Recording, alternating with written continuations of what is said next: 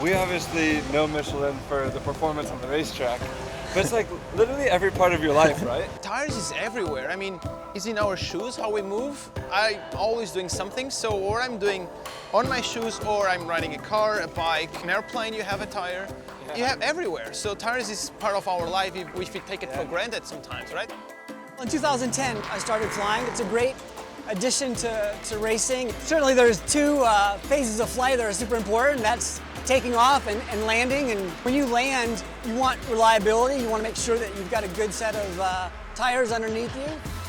And they don't always hit the ground at the same way every time. And so there's a lot of demands, applied to an aircraft tire.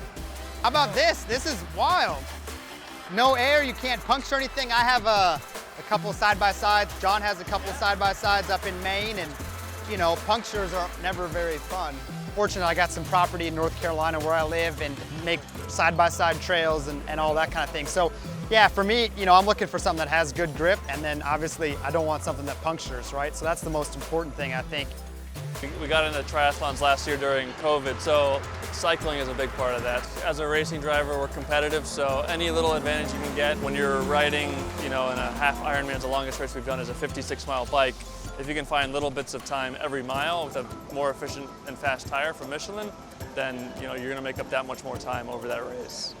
So Michelin tires on my race car are extremely important, but I've found more Michelin in my life in aviation. So the tires on the plane I fly are made by Michelin. As soon as I lift the ground, the next time I'm going to be back on the ground or when my Michelin tires touch back on the runway. So to have a strong, sturdy, well-built tire that lasts long underneath the airplane is extremely important.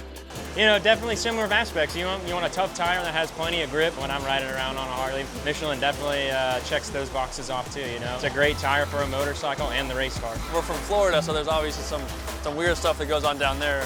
I've actually seen a lot of lawnmower racing as well, so I'd definitely be down to try some of that.